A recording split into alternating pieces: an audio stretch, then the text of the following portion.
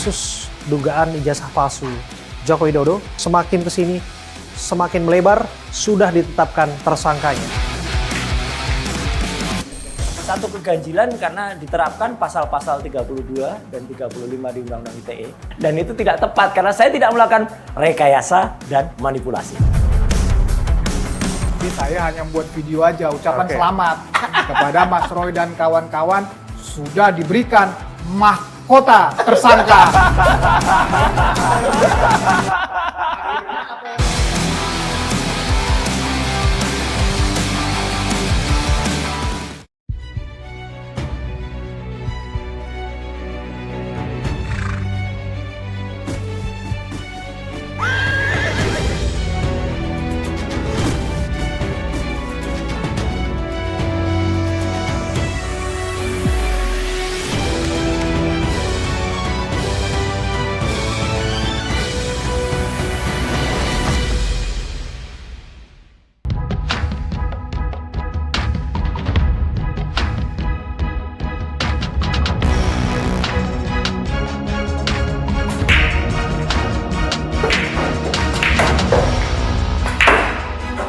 Ketika break shot dilakukan, bola-bola di meja ini akan mengarah liar layaknya kasus dugaan ijazah palsu Joko Widodo yang opini liar semakin kesini semakin melebar dan bahkan dalam perjalanannya sudah ditetapkan tersangkanya. Tersangka dugaan tudingan ijazah palsu Joko Widodo. Dalam lintasan-lintasan bola ini, ia akan menemukan lubangnya dan dalam lintasan perkara ini Roy Suryo CS sudah ditetapkan sebagai tersangkanya. Hari ini saya Abraham Silaban, kita akan berbincang bersama dengan pihak-pihak yang berseteru, bukan untuk mencari siapa yang salah atau bukan untuk membenarkan pihak tertentu. Ketika barangkali sesuatu bisa dibicarakan secara sportif di meja biliar, permainan ini akan diselesaikan dengan figur-figur yang tentu sudah tidak asing lagi. Belakangan dirinya ditetapkan sebagai tersangka tudingan ijazah palsu Jokowi. Tapi jangan salah, beliau pernah menjabat Menteri Pemuda Olahraga tahun 2013 hingga 2014. Mas Roy Suryo. Mas Roy, apa kabar Mas Roy? Alhamdulillah, siap. Wah, ini luar biasa. Kita main biliar hari ini ya Mas? Ini warna meja biliarnya tidak mencerminkan apa-apa loh ya. Tidak mencerminkan apa-apa? Iya, karena filosofinya awalnya, biliar itu ketika diciptakan di abad ke-14, abad ke-15, awalnya kan tuh olahraga luar tuh, kroket itu di Prancis. Kemudian masuk ke dalam, kemudian warna dari meja ini harusnya hijau untuk mencerminkan rumput. Oke. Saya nggak tahu nih sindiran atau mungkin tebakan bahwa ada warna ini di balik kasus. Kita nggak pernah tahu Mas. Ya, Tapi yang jelas meja ini nyata, betul. asli. Asli, kalau ini asli. Ada yang nggak asli soalnya. Oke, Mas Ya, Roy. ya. Mas Roy, terakhir main biliar kapan? Waduh, udah lama. Saya memang nggak pernah karena juga dulu kan aja sebagai pembina olahraga saja. Karena kan di Indonesia kan bernaung di bawah POPSI ya, Oke. Persatuan Olahraga Biliar Seluruh Indonesia. Oke. Tapi paling tidak sedikit banyak sudah tentu ya mengetahui gamenya, Siap. kemudian juga nyodoknya. Nyodoknya ya Oke. dikit-dikit lah belajar lah. Kan kita juga bangga punya pemain-pemain yang luar biasa di Indonesia. Ada Mas Irfan, ada Mas Ludwika dan kawan-kawan. Luar biasa. Ya. Dan Mas Roy tentu main biliar ini nggak sendiri ya Mas? Oh, harus. Kalau sendiri namanya itu biliar mandiri. Lain, nggak ada. Iya. Oke. Karena menghadapnya ke polisi kemarin juga rame-rame Ya. gitu kan ya. Dan Ya. main biliarnya juga harus juga ada temennya. Betul. Menghadapnya ke polisi itu kayak salah satu cabang olahraga di biliar. Iya. Bukan cabang, salah satu spesifik. Oke. Ditersangkakan 8 orang. Nah, berarti ada juga 8 ball nanti. Luar biasa. Dan Mas Roy, langsung saja kita akan Oke. ajak lawannya Mas Roy kali ini. Lawan yang tentu Mas Roy juga Ya, ini saya nggak taruh aja asing. supaya nyantai. Ya. Silakan Mas Roy. Ya. Dan kita akan panggilkan ini sosok yang kok saya yakin beliau punya kemampuan main biliar karena dari mana asal muasal beliau berada, di situ olahraga ini cukup populer. Betul. Gitu. Ya. Dan beliau ya sering berhadapan lah, bersilang pendapat dengan Mas Roy. Siapa lagi kalau bukan Bang Freddy Damanik. Bang Ya, Freddy, ayo. apa kabar? Selamat sore, Bung Abraham. Ayo, Mas Redi. Ya Mas Roy. Ya, ini salaman nih di sini nih Oh, kan. salaman. Kita selalu salaman. Selalu salaman Nggak ya. ada masalah. Terakhir main kapan? Saya sih bukan pemain biliar ya. Saya aslinya maratoner, pelari. Wih. Nah, memang saya malu sebetulnya selaku orang Siantar nggak bisa main biliar. Tapi nanti justru kalau saya ngaku bisa main biliar nanti diketawa-ketawain orang Siantar. Saya main biliar itu kalau misalnya ke hotel ada meja biliar, itu saya pukul-pukul Wah, gitu namanya, aja. itu namanya pemain, beneran ya. Bukan, Tapi gini- karena dia terhampang di situ aja Mas Roy, iseng pukul Oke. gitu aja. Enggak, tapi masalahnya beliau mengatakan malu kalau mengaku bisa, Hah? tapi ternyata tidak bisa. Terus soalnya mengakunya itu. Iya. Karena ada yang mengaku-ngaku bahwa itu ijazah palsu. Nah, dia tersangka. yes. Atau bisa jadi memang itu ijazah asli. Tapi lebih baik juga. Tadi kan Mas Redi ngaku kan, salah satu kegemarnya olahraga lari kan gitu. Saya khawatir teman-teman beliau nanti akan lari dari kenyataan. Ini hati-hati kita masalah pengakuan, Mas. Oh gitu ya? Iya, Mas. Karena urusan pengakuan ini urusan yang nggak mudah hari ini. Oh betul. Iya, Mas Roy bukan hanya mengaku, bahkan mengklaim. Oh iya. 99,9%. Sahabat saya bahkan 11.000 triliun persen gitu. Dan Ya. ya tentu ya pengakuan itu harus diuji. Yang menarik ya, Bung Freddy ya. Ya. Mas Roy dicekal sudah keluar negeri. Apa? Tidak ditahan ya, belum ditahan. Iya, belum ditahan. Dan cekal-cekal keluar negeri ya nggak apa-apa lah. Ngapain juga? Udah nggak perlu lagi keluar negeri kan? Kan udah pulang dari Sydney. Udah pulang dari Bahan-bahannya udah komplit. Dicekal keluar negeri tapi tidak dicekal bermain biliar. Oh enggak lah. Keluar kota juga enggak. Langsung saja ya kita mulai ya. Oke. Oke. Bapak-bapak boleh Ya. diambil sticknya. Baik. Nah, ini kita punya Nah. teman sebetulnya nanti akan masuk bermain bersama dengan kita. Ya. Saya dalam hal ini akan menjadi wasit dalam pertandingan kedua figur dan tokoh ini. Dan kita akan coba atur ya. Kita main bola lapan, Mas Roy, Bang Freddy. Ya. 8 ball. Ini salah Eight ball. satu permainan, salah satu spesifikasi permainan selain 9 ball, selain juga pool yang ada di biliar. Nah, siapa kira-kira yang mau break ini? Mas Roy, Enggak lah. Bung Freddy. Boleh kita Ready. coba. Oke, Iya. Bung Freddy akan mencoba nge-break ini. Jadi kita akan lihat Bung Freddy yang memulai. Ya.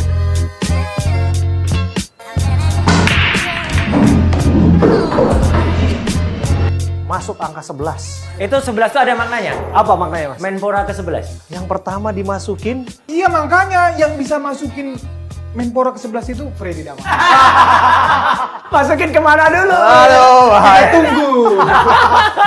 Oke, silakan mau dipilih dilanjutkan oleh Bung Freddy. Apakah tetap di angka ganjil atau di angka yang genap? Aku saya kasih Oh, Mas Roy enggak, aja. enggak. Mas Roy mau genap apa ganjil? Enggak sama aja. Hah? Enggak, saya kok menangkap ada suasana batin dari Mas Roy ini gitu loh. Di dalam hatinya ingin memilih ganjil. Karena satu, beliau adalah Menpora ke-11. Yang kedua, jangan-jangan beliau merasa ada keganjilan dalam penersangkaan. Ya itu dirinya. makanya. Nah, Berarti Mas Roy silakan. Waduh. tapi yang main tentu Yang yang main Mas dong, Roy. Oke. yang main Nah, dong, Mas Freddy aja. Bung Freddy genap. Iya. Karena dalam hatinya kok saya bisa baca genap sudah apa yang diperjuangkan hari ini Betul. untuk mentersangkakan ingin kubu Mas Roy dan menghinakan. kawan-kawan. Gitu. Silakan Mas Freddy. Waduh. Ya. Silakan Mas Roy. Ini bebas Oke. free ball sekarang. Free Ya. ball ya. Karena tadi tidak ada yang kena, sekarang Mas Roy Nah, ini aja satu masuk. angka 1. Boleh nggak? Belum menembak angka 1, Mas. Ya. Sebutkan satu keganjilan yang menurut Mas Roy kenapa pada akhirnya Mas Roy ditersangkakan oleh penyidik Polda Metro Jaya. Satu keganjilan karena diterapkan pasal-pasal 32 dan 35 di Undang-Undang ITE. Yang kebetulan saya membuat undang-undang itu dan itu tidak tepat karena saya tidak melakukan rekayasa dan manipulasi.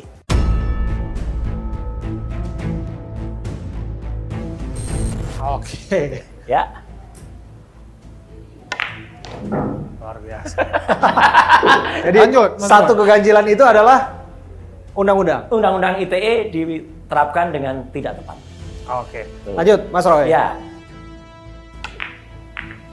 Bung Freddy, Ya. tadi disebutkan mengenai keganjilan Bung Freddy. Mm-mm. Bung Freddy sependapat tidak dengan apa yang disampaikan oleh Bung Roy? Bung Roy mengatakan bahwa yang bersangkutan sempat di legislatif menyatakan bahwa punya kontribusi dalam pembentukan undang-undang itu. Tapi kok pada prakteknya beliau yang menjadi korban dari undang-undang itu.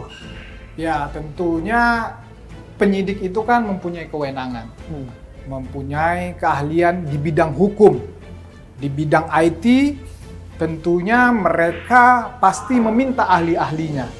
apakah perbuatan yang dilakukan oleh Mas Roy dan kawan-kawan ini, tadi yang disampaikan, manipulasi data elektronik, itu apakah Mas Roy dan kawan-kawan melakukan tersebut di dalam perbuatan-perbuatannya.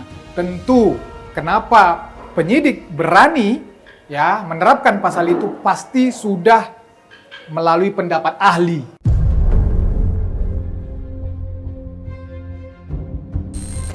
Ya, ahli IT-nya, ahli katakanlah undang-undang tersebut. Tadi Mas Roy mengatakan dia yang buat, tapi kan ada lagi ahli-ahli yang lain. Oke. Tentunya saya percaya penyidik profesional tidak sembarangan menerapkan pasal tersebut. Ya Mas Roy, soal ahli tersebut, kan sudah diajukan ahli-ahli Iya, yang itulah dari pihak makanya. Mas Roy. Gak apa-apa, saya Risma dan menghormati kawan-kawan. pendapatnya Bang Freddy, tapi juga menghormati pendapatnya para penyidik. Tapi ternyata setelah saya tahu siapa-siapa ahli yang kemarin dihadirkan oleh penyidik, mereka tidak ada keterlibatan dalam Undang-Undang ITE.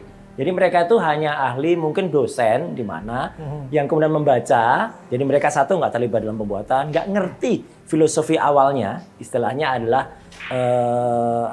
sejarahnya kemudian naskah akademiknya. Sedangkan yang kita hadirkan, karena saya kan nggak mungkin jadi ahli dalam kasus saya kan, itu jadi kita hadirkan nanti seorang profesor yang dulu benar-benar terlibat di dalam pembuatan Undang-Undang ITE. Nah, itu yang sangat mengerti dan beliau mengatakan bahwa ini sangat tidak benar. Undang-undang ini kan untuk transaksi elektronik, bukan untuk mentersangkakan orang, dan ijazah itu barang analog. Nggak bisa dikenakan dengan Undang-Undang bukti elektronik ini. Lucunya, ijazah hasil scan yang ditampilkan tuh akhirnya alhamdulillah saya juga udah dapat, tidak ada watermarknya, tidak ada embossnya, fotonya juga berada di atas cap.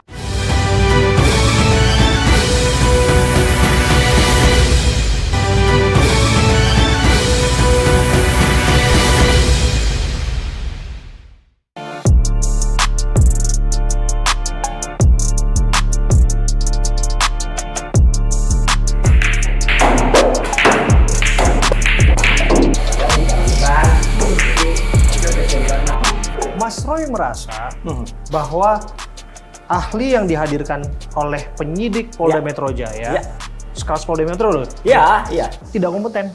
Oh iya, itu kan biasa. Kalau kita lihat namanya kan juga hanya muncul di balik BAP aja ketika muncul di persidangan atau muncul di TV aja nggak pernah dia. Masa sih? Bung Freddy? Ya, jadi supaya publik juga tidak salah paham, Iya. pasal 3235 ini memang sejak awal tim lawyernya Pak Jokowi sudah memasukkan ini dalam laporannya.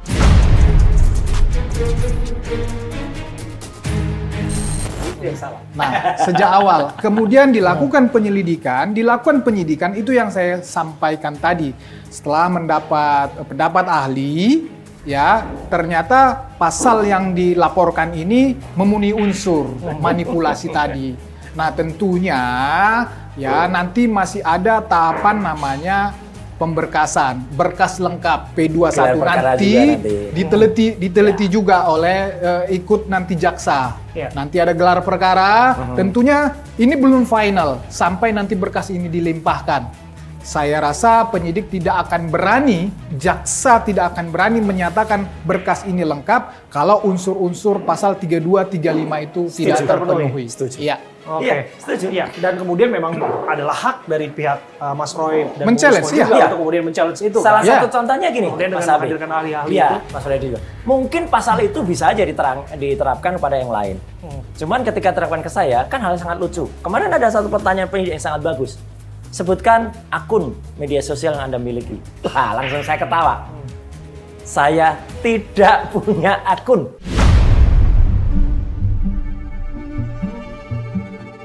Apa yang salah dengan pertanyaan? Itu kan pertanyaan konfirmatif sifatnya.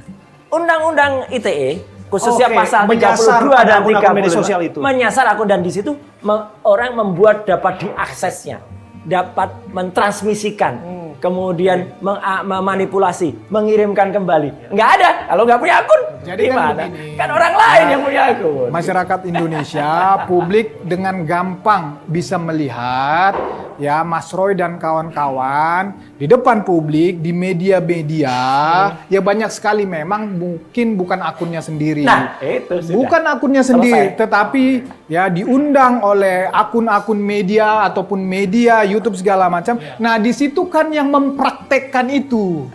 Nah, yang mempraktekkan perbuatan-perbuatan tanda kutip, kalau kan disangkakan manipulasi tadi, nah itulah yang menjadi laporan. Iya. Nah, Kasihan kemudian medianya, Mas. itu yang disetujui kalau oleh ada podcast, kemudian podcastnya penyidik. diundang ditersangkakan. Televisi diundang ditersangkakan kan. Dan pertanyaan menarik, apakah Anda datang sendiri atau diundang? Ya jelas kan. Dan tidak ada niat saya untuk datang ketika saya diundang. Dia Itu mengatakan selesai. bahwa andai kata kemudian itu disebarluaskan oleh media misalnya, media mainstream misalnya seperti kami, televisi. Ya. Ya itu kan Masa menjadi medianya salah? produk jurnalistik. Tapi Iya. setahu saya sampai sekarang belum ada media yang menjadi tersangka. Gitu Bagus, loh. harus. Iya. Iya, harus. Saya juga sepakat bahwa Iya. dalam hal ini media punya peran memang menyampaikan informasi kepada publik, kepada masyarakat. Saya sepakat memang media tidak ada atau tidak boleh menjadi tersangka Betul. dalam kasus ini. Makanya yang tersangka Mas Roy.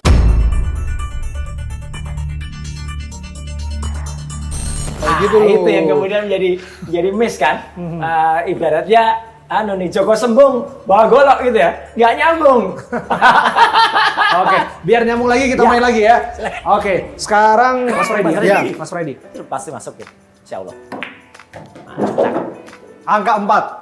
Ya. Bung Freddy, sebutkan 4 figur yang menurut Anda patut bertanggung jawab terhadap kegusaran yang ada di media sosial mengenai dugaan ijazah palsu Pak Jokowi. Sejak awal saya juga itu diperiksa sebagai saksi pelapor. Khususnya sebetulnya untuk tiga orang. Siapa saja? Ya, Mas Mas Roy, Roy jelas. ya, kemudian Rismon, kemudian Tifa. Oke. Di dalam keterangan-keterangan saya hanya mengetahui yang 3 ini. Oke. Itu sebetulnya. Kalau mau dipaksakan jadi 4 itu kan yang dikatakan di dalam kloter kloter yang pertama itu. Betul. Itu adalah TPUA yang di Mabes sebetulnya. Nah, di situ ada beberapa termasuk misalnya Fadilah yang terus-terus Mas Roy sampaikan misalnya Bang Egi kan begitu. Tapi angka 4 itu bagi sebagian kalangan angka keramat ya. Angka keramat kalau menurut teman-teman dari seberang itu angka mati itu.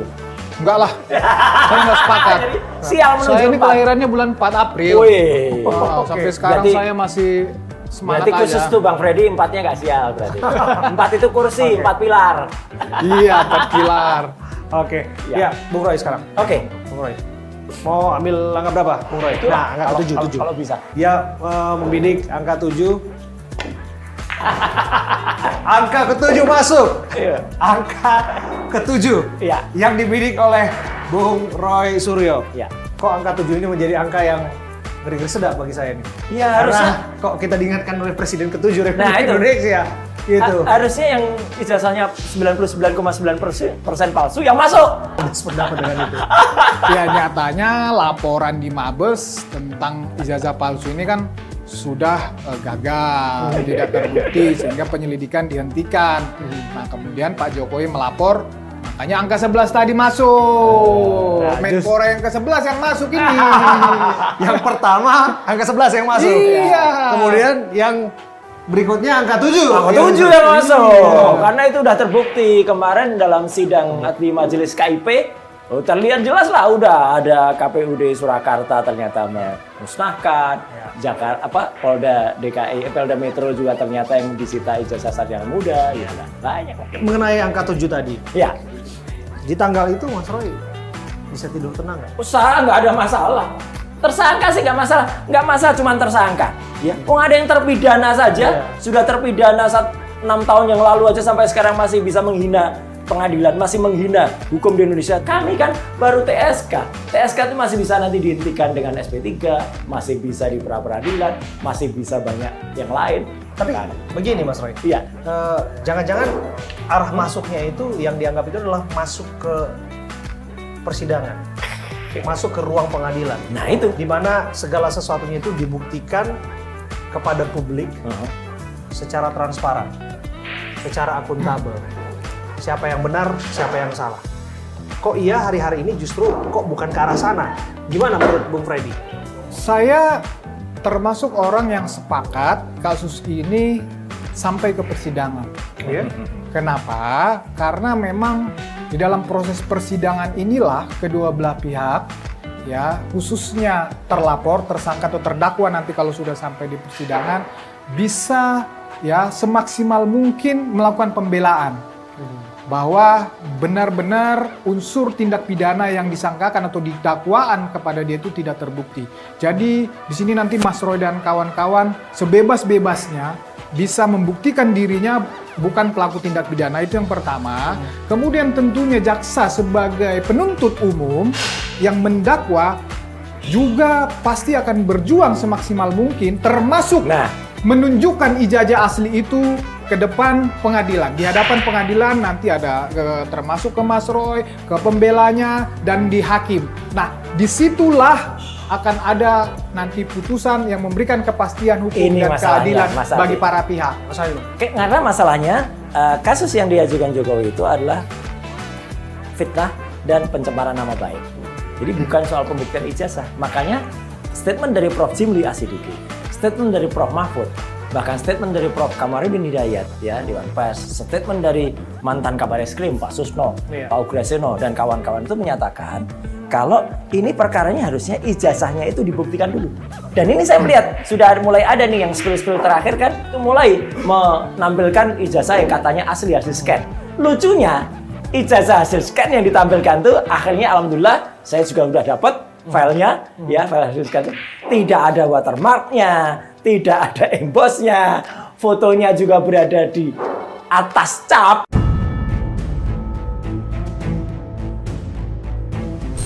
Ya, waduh, jadi ya udah jelas lah kalau itu buktinya ya udah sama aja, dan bahkan sudah saya periksa pakai luminance gradients, nggak hanya pakai ELA, udah hasilnya jelas betul bahwa fotonya itu memang terletak di atas cap.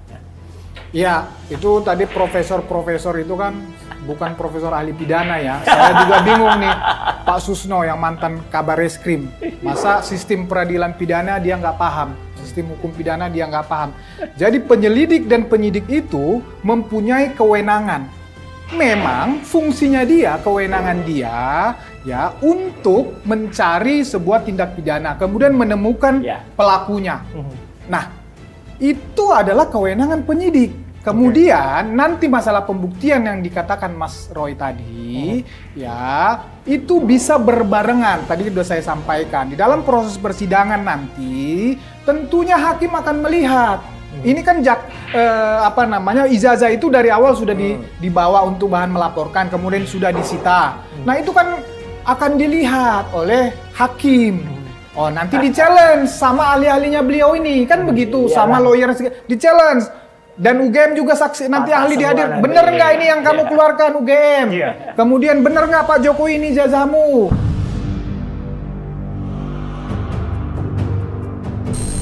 Benar. Atau nanti ini ahli, ini bener nggak ini di kertas ini, bener nggak ini, kan begitu. Ini bener nggak ini produk analog segala macam lah. Nah, itu akan ketahuan di persidangan. Jadi pembuktiannya itu bisa bersamaan di persidangan, bukan kayak logika kedua profesor tadi, nggak benar logikanya itu.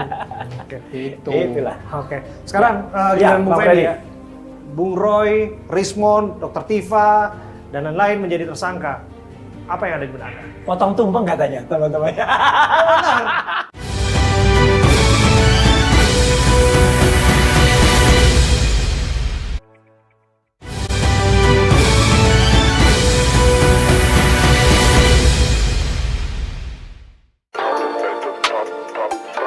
Bola yang dimasukkan Bung Roy tadi angka 7. Yang menurut beliau barangkali itu kode masuknya Pak Jokowi.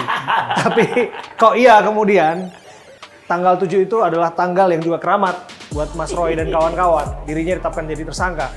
Ketika Anda mendengar Bung Roy, Rismond, Dr. Tifa, dan lain-lain menjadi tersangka, apa yang ada di benak Anda? Potong tumpeng katanya teman-teman. Ketika itu justru saya sedang lari di GBK.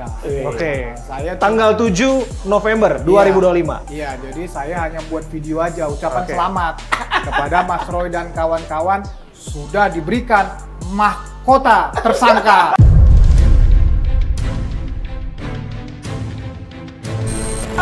Akhirnya apa yang mereka impikan itu mereka dapatkan.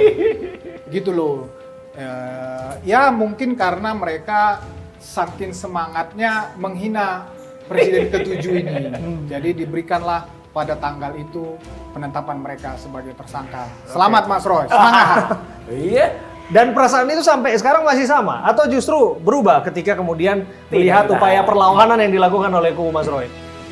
Sebetulnya begini, saya termasuk orang yang tidak setuju kebebasan berekspresi, kebebasan berpendapat itu dipidana. Ada orang, dulu Mas Roy banyak yang menganggap dia menghina saya dan menghina kampus saya. Orang Lampung semua ngubungin saya. Apa yang disampaikan? Ya, ayo kita laporkan dia.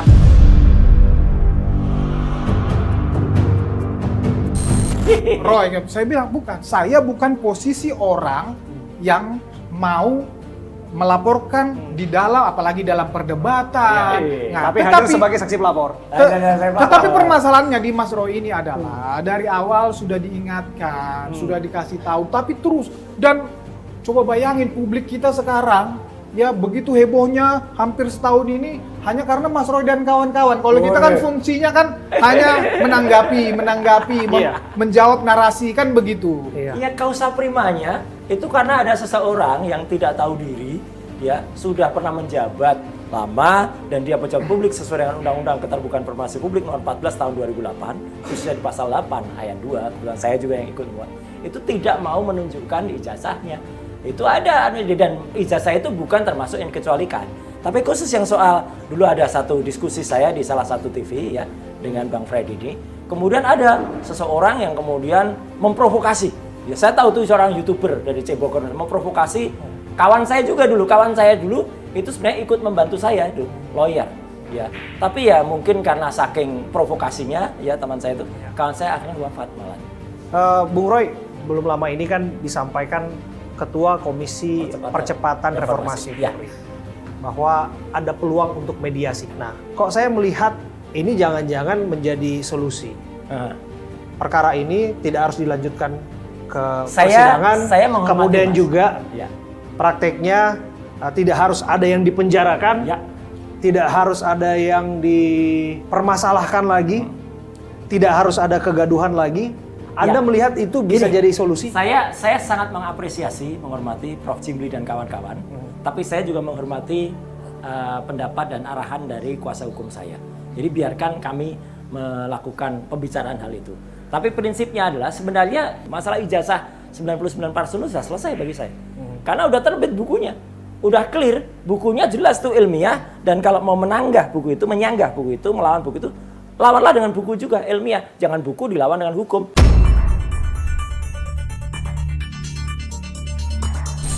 Tapi yang saya lihat keras betul itu lawyer Anda.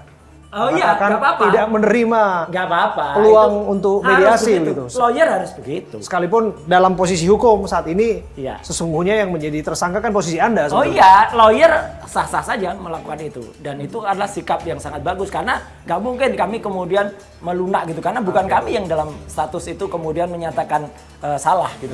Tapi dalam batin Anda sendiri, Anda melihat mungkin kemudian peluang Semua tidak ada yang tidak mungkin. Bisa jadi dilakukan mediasi, bisa jadi juga tidak. Bung Freddy, Anda melihat itu bisa jadi solusi? Itu kan bicara KUHP yang baru. Ya, kalau memang ada dalam proses penyidikan dan proses penuntutan.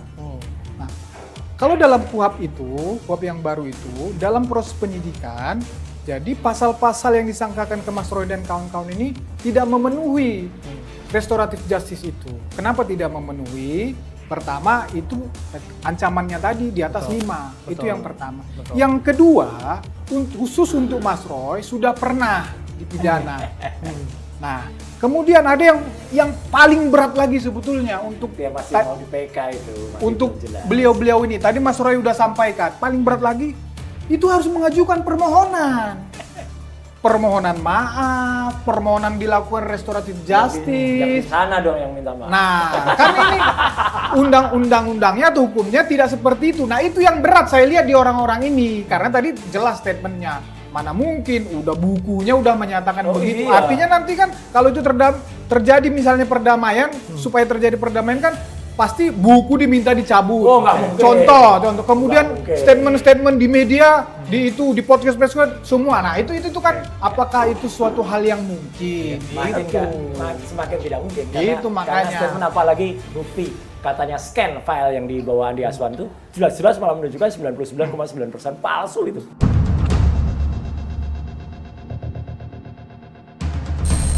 Jelas banget. Tapi bukannya dari awal kemudian kubu Pak Jokowi menolak untuk berdamai, menolak untuk dilakukan mediasi?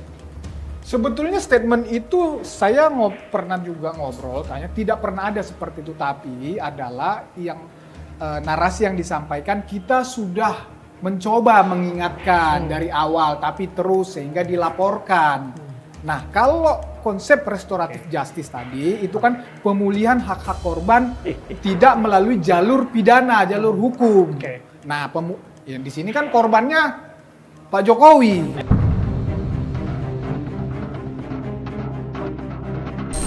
Itu yang saya bilang tadi, pasti berat bagi beliau-beliau ini untuk meminta maaf, ya, untuk melakukan permohonan res RJ tadi. Di situ beratnya. Ini kalau saya jadi ingat statement yang biasa disampaikan oleh Jokowi ya. Itu katanya tadi sudah, tapi beliau selalu mengatakan sudah tapi belum.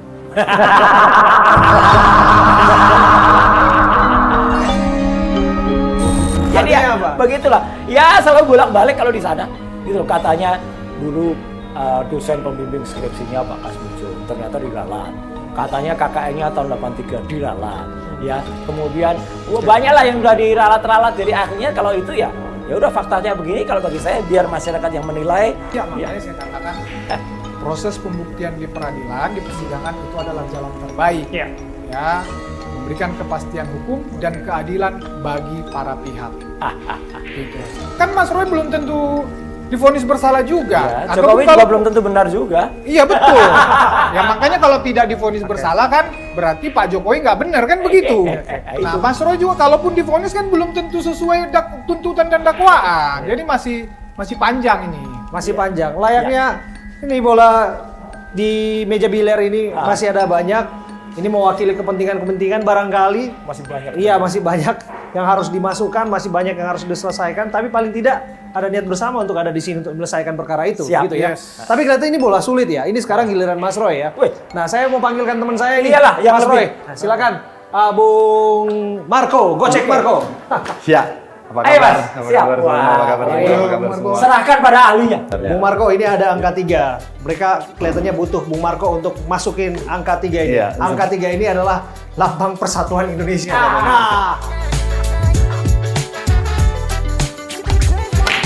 Luar biasa. Luar biasa. Angka 3 masuk. Angka 3 masuk. Dari Marco. Bung Marco.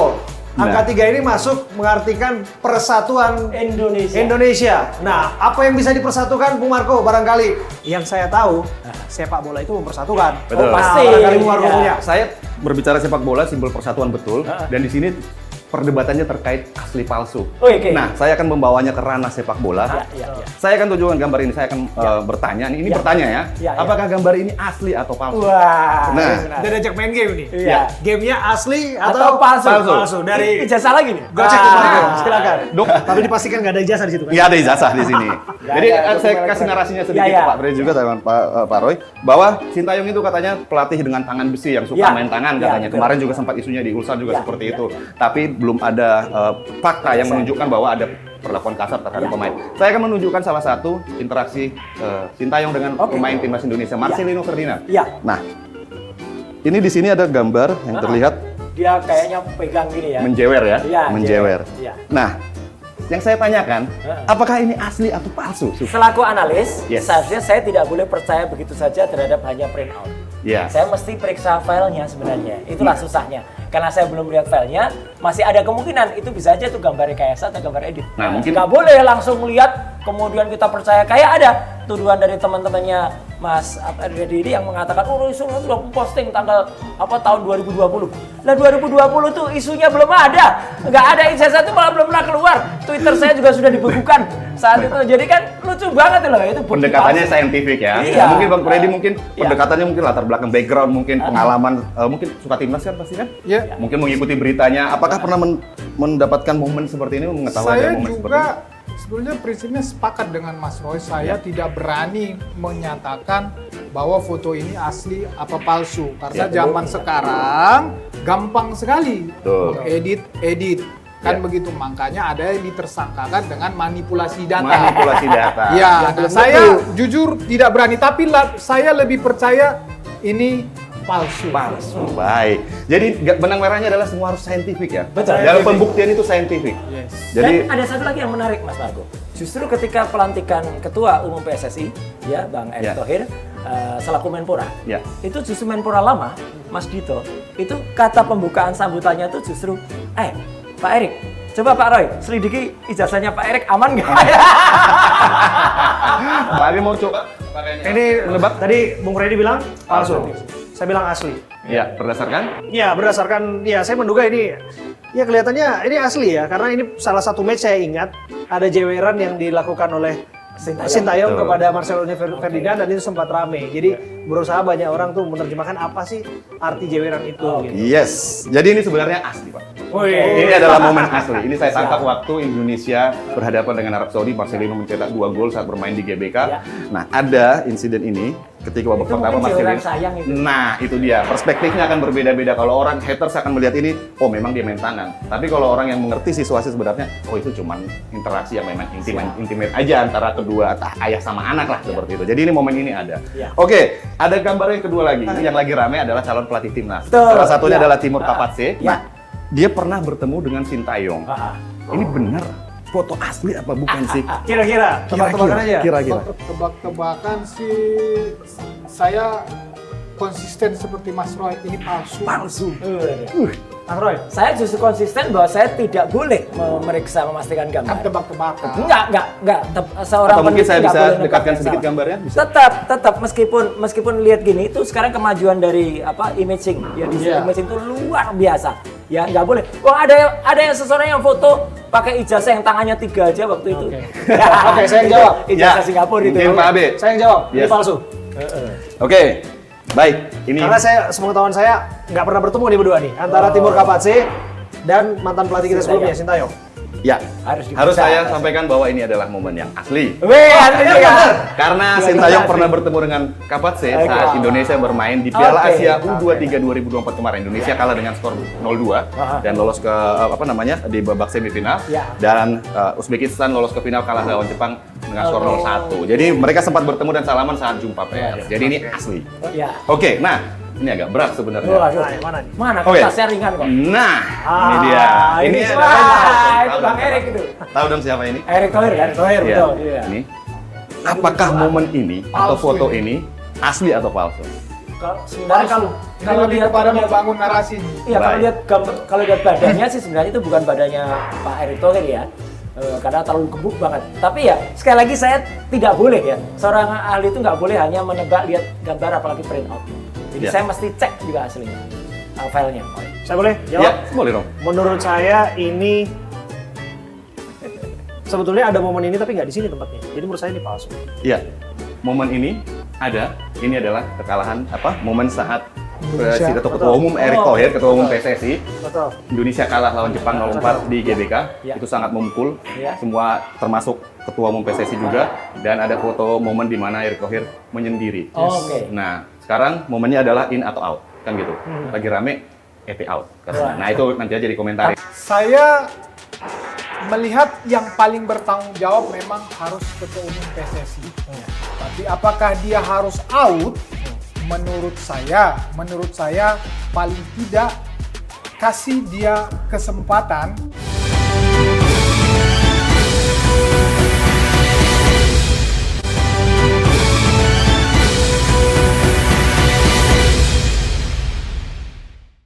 Ini, kalau ini mungkin terakhir, Ya. mungkin bisa menjawab. Banyak banget. Ini dia. Ini. Ini saya harus Ini tahu jawabannya ini. Timur Kapatse tadi sign kontrak dengan PSSI untuk menjadi pelatih tim. Ini udah Saya tahu konsisten jawabannya. palsu. Yes. Ya, Kalau ini sih karena ada bokehnya segala dibikin bokeh, tapi dua-duanya sangat mungkin. Tapi sekali lagi mohon maaf, kan saya sih nggak berani. boleh, bukan nggak berani, nggak boleh. Kemudian memastikan hanya dari print out. Iya. Tapi ini momennya palsu karena belum pernah tanda tangan sampai sekarang. Sampai sekarang belum tanda tangan. Oh, oke. Timur Kapatse ada di Indonesia, tapi bukan dalam rangka urusan dengan PSSI terkait dengan pelatih baru timnas, tapi hanya liburan. Apakah Timur Kapatse akan menjadi pelatih timnas kita belum tahu karena kemarin ada sinyal juga bahwa yang dicari itu ternyata pelatih yang udah yang belum yang nggak nganggur, yang masih punya yang main di klub atau yang masih melatih timnas. Jadi terima kasih sudah membantu saya memverifikasi tadi ini asli palsu. Terima kasih Tapi juga benar sudah ya? nanti akan menyelesaikan. Ya nanti akan bantu menyelesaikan Iya, ini ya nanti betul. Bung Marco ya. Iya. Tapi paling enggak begini. Ini kan bicara sepak bola ya. Iya. Sepak bola itu bahasa universal. Betul. Disebut bahasa yang mempersatukan. Ketika timnas bermain, perbedaan itu dihilangkan Oh, kemudian kita jadi fokus satu semua. untuk berharap Iya. timnas kita bisa meraih prestasi setinggi-tingginya begitu. Persis. Tapi kok saya ingin tahu ya Bung Marco ya, karena Bung Marco ini host sekaligus analis Ya. sepak bola Nusantara TV. Nah, Kami ingin tahu sebetulnya posisinya Mas Roy dan juga posisinya Bung Freddy di mana mengenai isu timnas hari-hari ini. ya. Yang pertama, mengenai Sintayong Ah. yang sempat diperkarakan ketika dia diputus kontraknya. Ya.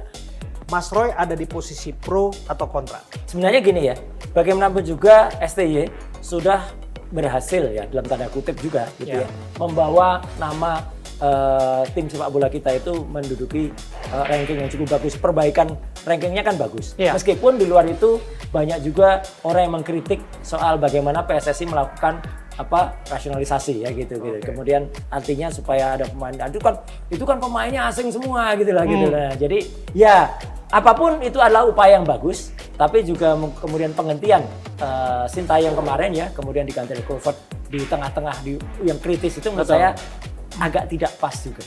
Gitu.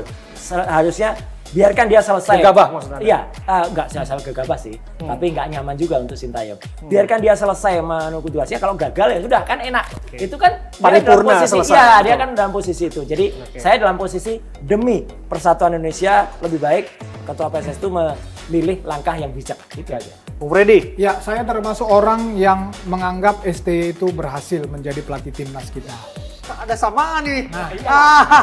Merah putih. Saya Untuk juga merah putih kita bersatu saya lah. juga sepakat harusnya pada saat itu belum saatnya dia diganti.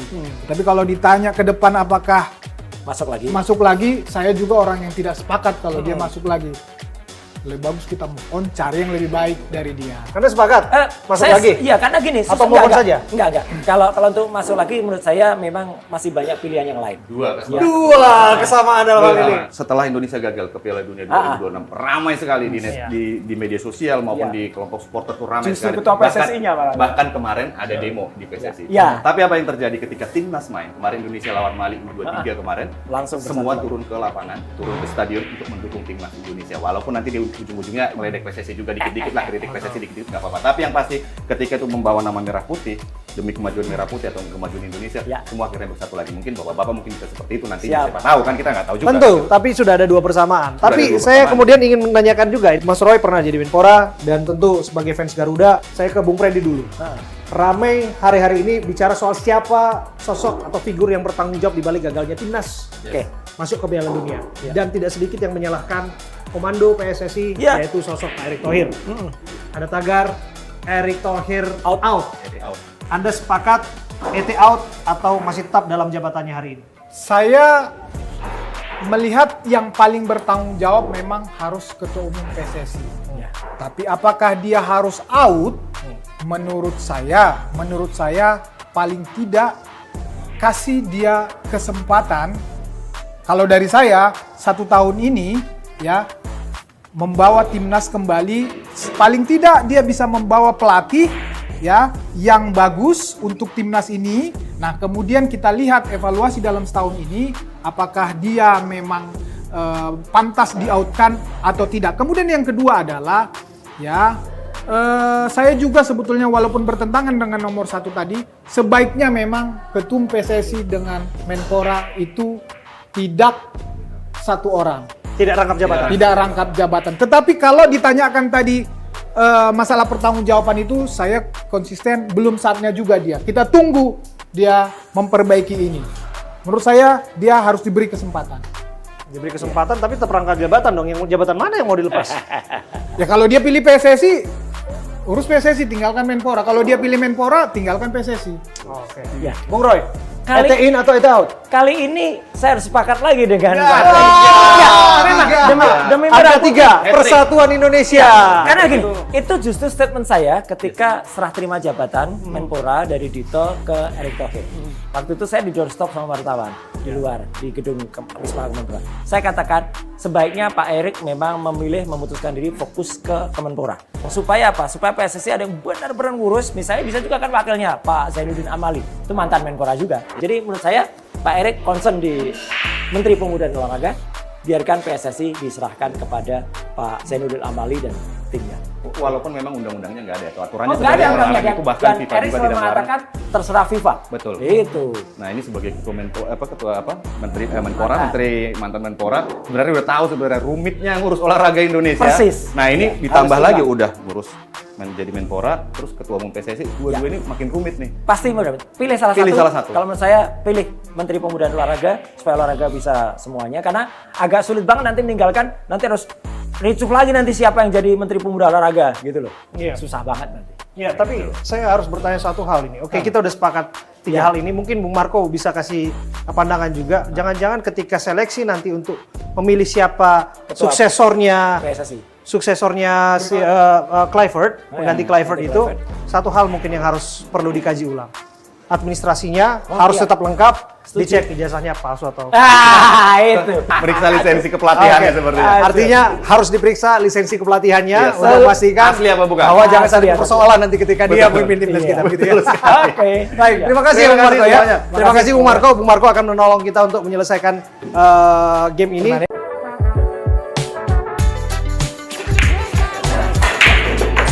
Kita tinggal satu angka lagi setelah ditolong oleh Bung Marco ya. Bung Marco, thank you ya sudah menyelesaikan tugas kami dengan lebih mudah. Ini satu angka lagi. Bung Roy, angka 8. Ini angka ini angka yang makna Angka- filosofisnya dalam. Filosofinya dalam 8 TSK. Oh, iya kan? 8 Iya. TSK. Dan urutan ke-8 presiden kita. Apakah, ya kan Pak Prabowo presiden ke-8. Betul. Apakah Pak Prabowo rela namanya dirusak oleh orang-orang yang jahat ini untuk kemudian menjadikan cap di saat pemerintahnya Pak Prabowo ada 8 orang dipidana. Kan kemarin Presiden Jokowi udah ada 2 yang dipidana. Jadi Oke. apakah 8 ini akan menjadi simbol dari Pak Prabowo mempidanakan 8 orang? Tidak Oke. masuk. Tidak masuk. Iya. Bung Freddy, silakan Bung Freddy. Iya. Barangkali Bung Freddy juga punya makna filosofis yang ke-8 ini. Kalau disebutkan tadi Pak Prabowo dikait-kaitkan dan seorang presiden terhadap perkara yang dalam proses hukum hari ini. Bung Freddy, bagaimana Anda melihatnya? Jadi saya tidak sepakat dengan Mas Roy. Itu hanya kebetulan saja. Saya juga tidak mau menggambarkan presiden ke-8 kita, Prabowo Subianto, kepada pukulan bola saya ini. Kalau ini masuk, berarti dia sukses. Kalau tidak masuk, tidak sukses. Jadi saya lebih percaya bola ini masuk tidak masuk, pasti Presiden Prabowo sukses memimpin Republik ini. Iya, harus begitu. Lah, nggak masuk. Aduh, moga-moga Cepat sukses. Pak Prabowo tidak terkotori tangannya. Waduh, dalam betul. Tapi ini kesempatan bagi saya ya, Ya. untuk Ya. kemudian terlibat Bung Marco boleh ya? Ya. Oh boleh dong. Tadi boleh. Bung Marco udah habis ini. Betul. Sisanya kemudian saya harus ambil karena ini angka yang saya juga menarik Senang menurut ya? saya. Oke. Karena sudah disinggung-singgung tadi itu. Ya. Ditambah angka kosong di depannya jadi 08. 08. Iya toh, betul. Kode sandi Pak Prabowo ya. Ya.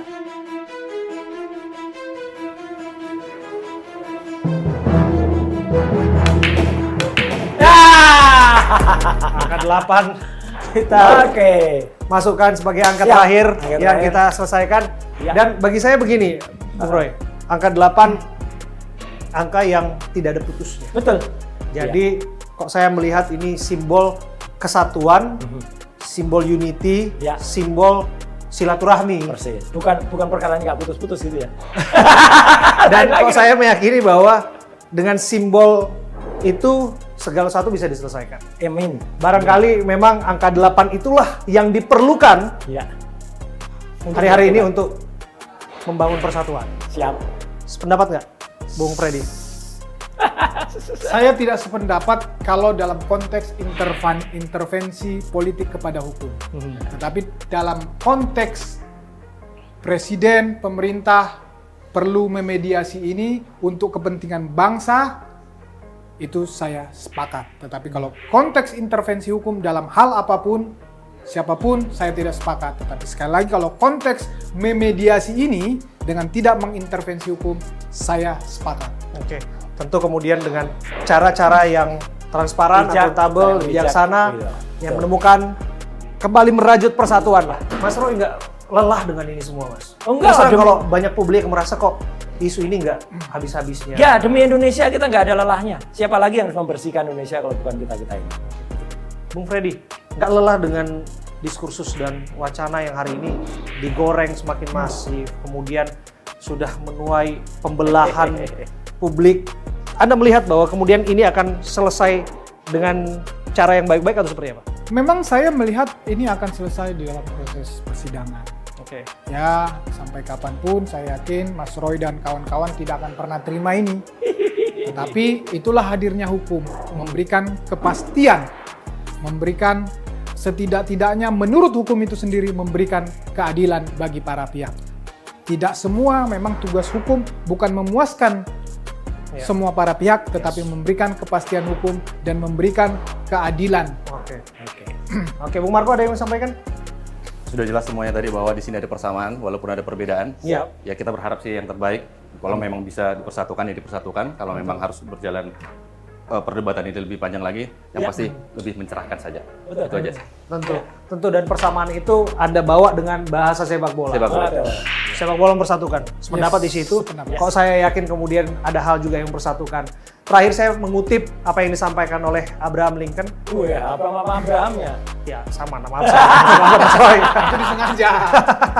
Apa yang disampaikan Abraham Lincoln menarik ketika ia mengatakan saya menghancurkan musuh saya dengan menjadikan mereka sahabat saya. Kok saya yakin segala sesuatunya bisa diselesaikan dan hari ini dibuktikan bahwa kita bisa secara sportif menyelesaikan pertandingan di meja biliar ini. Terima kasih sekali lagi Mas Roy Suryo. Terima kasih Mas Roy Suryo. Terima kasih Bung Freddy. Terima kasih ya Bung Marco dan luar biasa ini. Ya, luar biasa. Bersama-sama di sini dan terima kasih untuk semua yang menyaksikan. Sampai jumpa.